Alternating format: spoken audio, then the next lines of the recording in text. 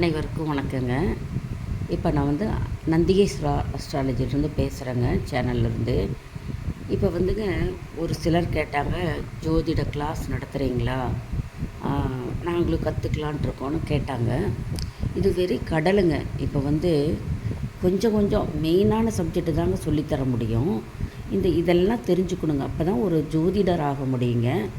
அந்த ஜோதிடர் ஆகிறதுக்கு முக்கியமாக வந்துங்க இவ்வளோ அம்சங்கள் தெரிஞ்சிருக்கணுங்க. அப்போ தான் ஜோதிடர் ஆக முடியுங்க. நாம் வந்துங்க ஜோதிடம் பார்க்குறேன் அப்படிங்கிறதுல வந்துங்க தப்பான ஒரு இதை வந்து ஜோசியத்தை நம்ம கணிச்சு சொல்லிடக்கூடாது. நம்ம ஜோதிடம் யார் வேணாலும் பார்க்கலாங்க, பார்க்க முடியாதுன்னு சொல்லுங்க. தப்பான விஷயங்களை சொல்லிடக்கூடாது. அதில் ரொம்ப கவனக்குறைவாக இருக்கக்கூடாதுங்க. ஜோதிடம் என்பது வந்துங்க ஒரு தெய்வாதீனம் பொருந்த கலைங்க. அதை வந்து மக்களுக்கு போய் சேரும் பொழுது தவறாக போய் சேரக்கூடாதுங்க. நடக்கக்கூடியது எதிர்காலத்தில் எப்படி இருக்கிறது அதெல்லாம் கணிச்சு சொல்லும்போது ரொம்ப கவனமாக இருக்கணுங்க, ஜாக்கிரதையாக இருக்கும். ஜோதிடர் வாக்குப்பளிதம் கூட இந்த மாதிரி ஆகுங்க. அதனாலங்க எல்லாத்தினாலையும் ஜோதிடர் ஆக முடியாதுங்க. அவங்க ஜாதகத்தில் குரு புதனெல்லாம் எப்படி இருக்காங்க, அவங்க ஜாதகத்தில் கிரக நிலை எப்படி இருக்குது, அவங்க மட்டுமே தான் ஜோதிடம் சொல்ல முடியுங்க. அந்த வாக்கு பலிதம் ஆகுங்க. ஜோதிடமும் முழுசாக கற்றுக்க முடியுங்க. இல்லைனாங்க பாதியில் ஒரு சிலர் வந்துட்டு நின்றுக்கிறாங்க. அது வந்துங்க ஜோதிடம் கற்றுக்க முடியாதுங்க. அவங்களுடைய ஜாதகத்தில் இந்த ஜோதிட கலைக்கு உண்டான கிரகங்கள் அமைப்பாக இருக்கணுங்க. அவங்க தான் ஜோதிடம் கற்றுக்க முடியுங்க ஃபஸ்ட்டு. இப்போ வந்துங்க யாரெல்லாம் ஜோதிடம் பார்க்கலாம், அதுக்கு என்னென்ன தேவை, என்னென்ன தெரிஞ்சிருக்கணும் அப்படின்னு நான் இதில் விளக்கமாக கொடுத்துருக்கேங்க. ஒருத்தர் ஜாதகம் வந்துங்க பார்க்கும்போது அந்த அவங்க ஜாதகர் சொல்லக்கூடிய ஜோதிடம் பார்க்குறாங்கல்லங்க, அவங்க ஜாதகத்தில் குரு புதன் அவங்க ஜாதகத்தில் அஸ்தங்கமோ, குருவும் புதனுங்க அஸ்தங்கமாக இருக்கக்கூடாது, நீச்சம் பகையாக்கி ஆகியிருக்கூடாதுங்க. நீச்சம் பகையான அவங்களால ஜோதிடம் சரியாக சொல்லுறது வந்து பலிதமாகாது, சொல்லவும் வராதுங்க ஃபஸ்ட்டு.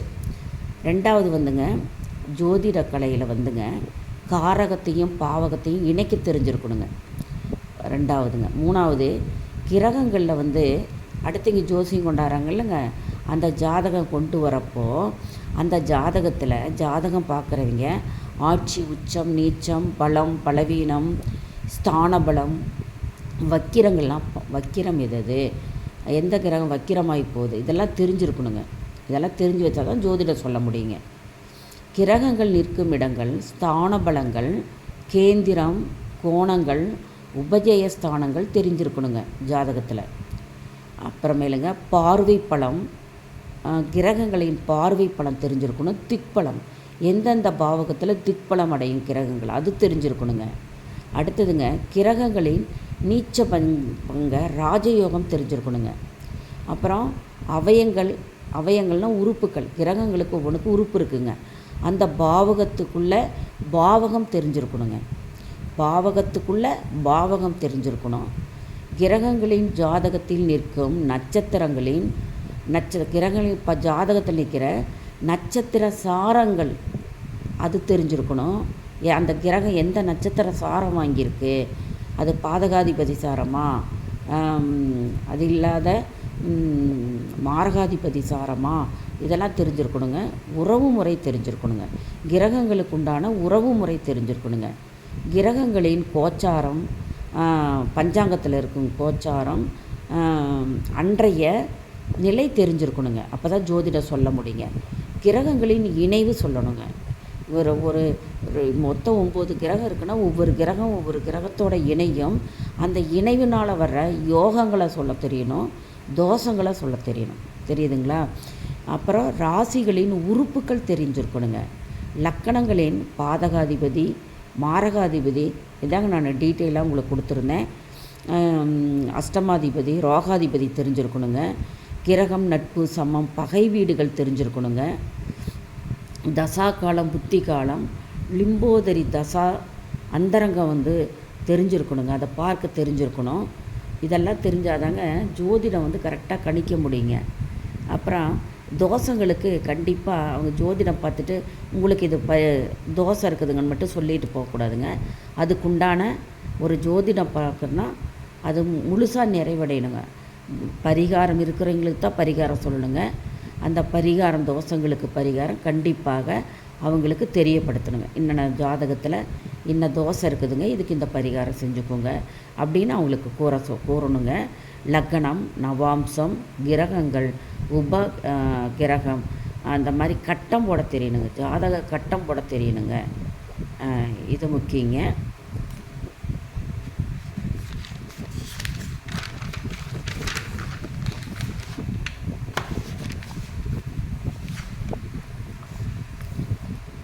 திதி கரணம் யோகங்கள் தெரிஞ்சிருக்கணுங்க. திதி கரணம் யோகங்கள் கண்டிப்பாக அவங்களுக்கு தெரிஞ்சிருக்கணுங்க.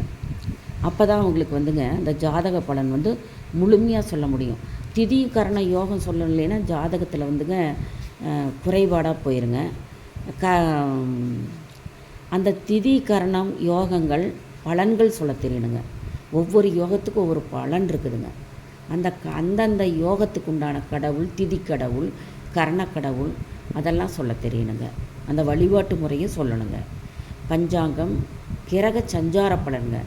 பஞ்சாங்கத்தில் கிரகங்களின் சஞ்சார பலன்கள்னு ஒன்று இருக்குங்க. அந்த சஞ்சார பலன்கள், தினங்களின் ஓரைகள் இருக்குங்க. கிரகத்தின் அம்சங்கள் இருக்கும். அஷ்டவர்க்கம் போட தெரியணுங்க. நகரங்களின் அச்சாம்சம், ரேகாம்சம் எல்லாம் தெரிஞ்சு வச்சுருக்கணுங்க. ஜோதிடம் வாக்குங்க முக்கியமாக வாக்குப்பள்ளி தான் முக்கியமாக பலன் தரணுங்க. ஜோதிடர் நாவில் குரு இருக்கணுங்க.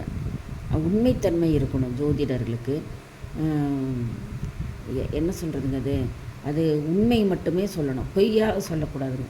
ஜாதகத்தை பொறுத்த வரைக்கும் உண்மை மட்டுமே தான் சொல்லணுங்க. திதிகளின் விசசூனிய ராசிகள் தெரிஞ்சிருக்கணுங்க.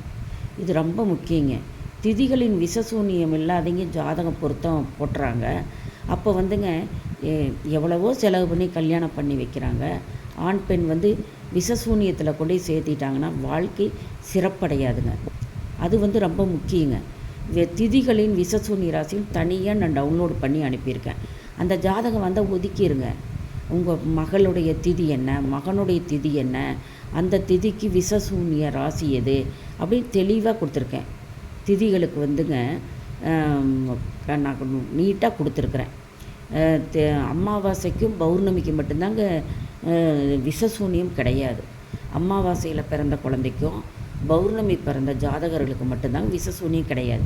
மீதி தேய்பிறை 13, வளர்பிறை 13 திதிக்கும் நீட்டாக கொடுத்துருக்கேன். அதை பாருங்கள். அப்லோடு பண்ணி நான் பதிவு செஞ்சுருக்கேன்.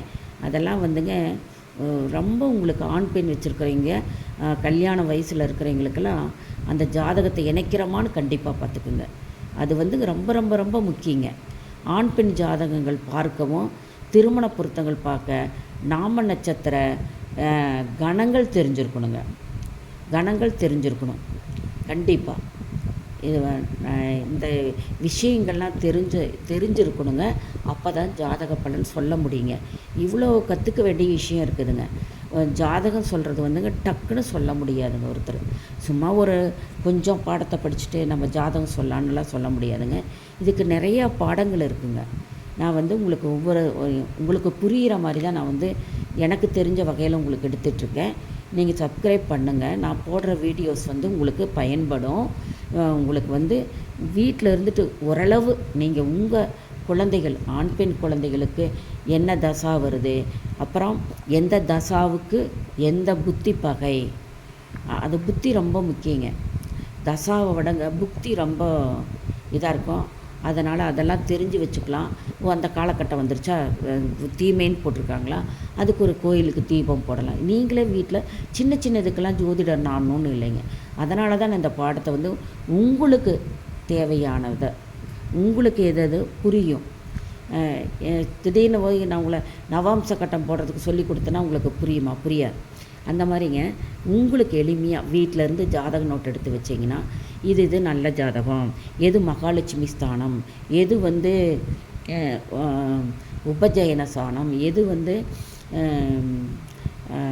1 4 7 10 கேந்திரஸ்தானம் இதெல்லாம் நான் உங்களுக்கு வந்து பார்வைகள்லாம் சொல்லியிருக்கேன். இந்த குரு இந்த இத்தனாம் வீடு பார்வை பார்க்கும். அப்போ உங்களது வந்து செவ்வாய் ராகு சேரும்போது விபத்து காலத்தில் குரு வந்து 5ஆம் பார்வையாக பார்க்குதா ராகுவை, அந்த மாதிரியெல்லாம் உங்களுக்கு சொல்லி கொடுத்துருக்கேன். இப்போ ராகு செவ்வாயும் வந்து ராகு அங்கேயே தாங்க இருப்பார் ஒரு ஜாதகத்தில். இது வந்து ஜாதக நோட்டில் செவ்வாய் 1.5 மாதத்துக்கு ஒருக்க ஒரு கட்டம் மாறிட்டு வரும். அப்போ ராகுகிட்ட போய் செவ்வாய் உட்காருதுன்னு வச்சுக்கோங்க. அப்போ வந்து குருவிலேருந்து பார்வை பார்க்கணும். அப்போ வந்து பார்த்ததுன்னா நம்மளுக்கு வந்து நல்ல பலன் இருக்குது அப்படின்னு நீங்கள் தெரிஞ்சுக்கலாம். இதெல்லாம் தான் நான் சொல்லி கொடுக்குறேன். உங்களுக்கு தகுந்த மாதிரி நீங்கள் உங்களுக்கு முக்கியமாக எது வேணுமோ அதை தான் நான் பாடமாக போட்டுட்ருக்கேன். நீங்கள் வந்து ஷேர் பண்ணுங்கள், லைக் பண்ணுங்கள், எங்களை என்கரேஜ் பண்ணுங்கள், எல்லாத்துக்கும் அனுப்புங்க. எல்லோரும் நல்லா இருக்கணும், அப்போ தாங்க நல்லாயிருப்போம். நாமளும் நல்லா இருக்கணும், நீங்களும் நல்லா இருக்கணும். அந்த மாதிரி தாங்க. நீங்கள் உங்களுக்கு தெரிஞ்ச விஷயங்களை மற்றவங்களுக்கு ஷேர் பண்ணுங்கள். எல்லோரும் தெரிஞ்சுக்கிட்டு இந்த ஜோதிடக்கலை அழியக்கூடாதுங்க. நிறையா இப்போ அழிஞ்சிட்டு போகுதுங்க. அதனால் எனக்கு தெரிஞ்ச இந்த விஷயங்களை நானும் கடலுங்க இது சமுத்திரத்தில் முத்தெடுக்கிற மாதிரி. அது சமுத்திரத்தில் கூட முத்தெடுத்துடலாம், பசிபிக் கடலில் போய் எடுக்க முடியுங்களா? ஆழமே என்னன்னே தெரியாது. அந்த மாதிரிங்க இந்த ஜோதிடக்கலை கற்றுக்கிட்டது கையளவை கூட இல்லைங்க, சும்மா கொஞ்சம். அதை எனக்கு தெரிஞ்சதை உங்களுக்கு சொல்லித்தரேன். நானும் படிச்சுக்கிட்டே தாங்க இருக்கேன். இந்த ஜோதிடம் தெரிஞ்சுக்கிறதை எனக்கு தெரிந்த நுணுக்கங்களை உங்களுக்கும் சொல்லித்தரேன். நன்றி, வணக்கம், சுபம்.